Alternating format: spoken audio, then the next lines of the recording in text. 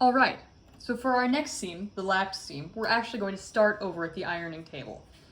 In the classroom, you'll be doing this at our nice little pressing board, but at home, I'm using my home ironing setup. So to begin, I'm going to mark my stitch line on this fabric at 5/8 of an inch. It's going to become clear why this will make it a lot easier in a couple of seconds, but this stitch, as opposed to starting at your machine and then coming over to press stuff, we are beginning with the pressing so that we can get a nice crisp line. So, got one marked, I'm going to do the other one. 5/8 again. And you are more than welcome to do this on any of your stitching projects. And oftentimes in the professional world, your stitch line will be marked. I know that it can be hit and miss, but I love it when my seam lines are marked, so I always do that in my own work. All right, so I've got my stitch line marked on this fabric.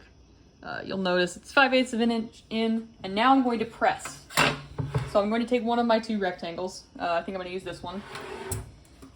And I'm going to place it on my ironing board, and I'm going to fold it over on my marked line. So I'm essentially folding and pressing the seam allowance in before I stitch it.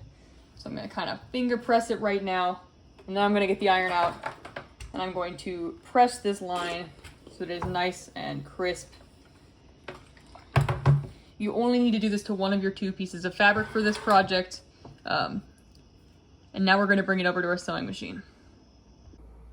All right, so now that you've got one of your two pieces pressed along this marked seam line, you're going to take it and lay it on your other piece. I've got my folded side here, like this, and I'm going to lap it over top of this, which is why it's called a lapped seam. So I'm lining the fold up with the pencil marked line that I've got drawn here. Then I'm going to pin it into place, being careful to stay on that line, otherwise you're going to get something that looks like this, or another variation of crookedness, which is not what we're going for. We're going to pin it here. Now, the lapped seam, I'll tell you while I'm pinning this, is not the most common by any means in the costume shop. But it is primarily used if you're inserting a lining into something, or if you are putting a yoke onto a seam and you want this exterior little like bump it look.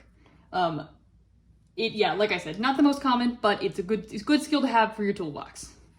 So now that I've got it pinned and all lined up, I'm going to place it under the presser foot. I've got my stitch length set to 2.5 again. This is not one that I need to adjust the length on at all. The key with this one is I'm going to try to sew as close to this folded edge here as possible. I'm also sewing down the middle of it, as opposed to having two edges and sewing in a seam allowance. I'm sewing right down the center. So this is a form of top stitching, which is another costume shop term you'll want to know. Top stitching is just when you're sewing visibly from the right side of the fabric.